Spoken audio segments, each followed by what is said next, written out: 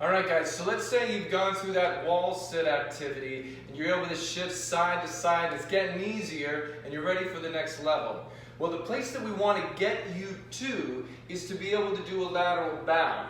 And that would be this activity where you're jumping from one leg to the other, back, and then forth without rolling an ankle. So between here and there, we got to fill the gaps. And then what we're going to do is a lunge that you can then make a little bit more lateral in order to start working towards that. And a lunge that's going to work easy for you is going to be a reverse lunge. Not so much a forward lunge and coming back. That can be a little hard to judge where to put the foot. That can be a little hard because then you're in a plantar flexed, downward pointed position of your ankle, and that tends to be a little harder to steady. Instead, we're going to do a reverse lunge because you choose the leg you're going to go on, and then you steady over and through it, and we're going to alternate from one side to the other. This one side to the other, this alternating is a big deal because those of you that tend to chronically roll your ankles, you just can't trust them. Well, you don't alternate really well. You've got some stiff parts way up above in your northern half. And we're going to work on that with this lunge by choosing a foot. Right here to my right, you're going to get it flat. And initially, for you to get used to it, you just reach the arms forward. That is the bread and butter 101.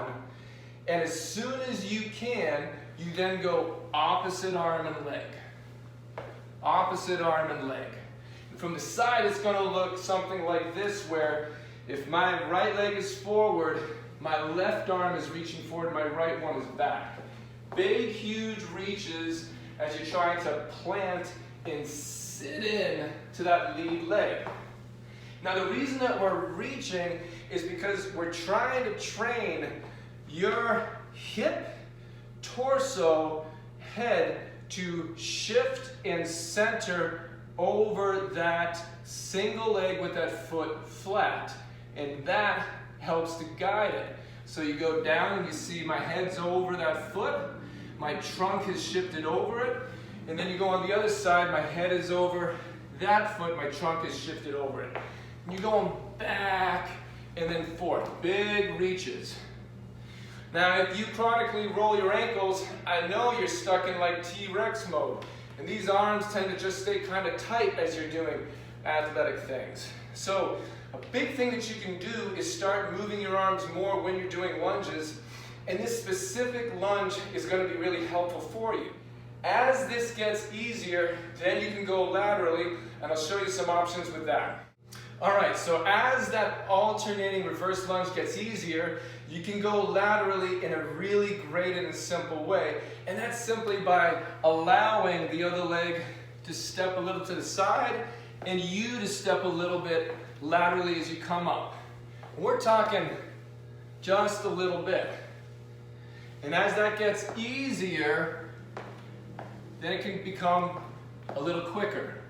A little quicker. A little quicker. You keep it soft, and you try to go quick. If you feel unsteady, move your arms bigger. And then that can become a little leapier, little leapier, little leapier, a little leapier. What you are listening for is to get the foot that you're trying to plant flat and to reach your arms as big as you possibly can while you're doing it. That's going to help your body center over that foot. One thing that you may notice when you try doing this is that you tend to hold your breath, and that's really common with folks that have the trunk and hip and neck stiffness that is always present when somebody just keeps rolling their ankles. So keep your arm moving when you're doing this.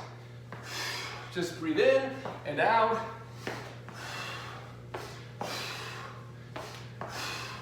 That's a big deal because there's a pair of lungs inside that rib cage, and if you're holding your breath, your rib cage is going to be stiff, and it doesn't matter how much you try, this thing up above ain't moving.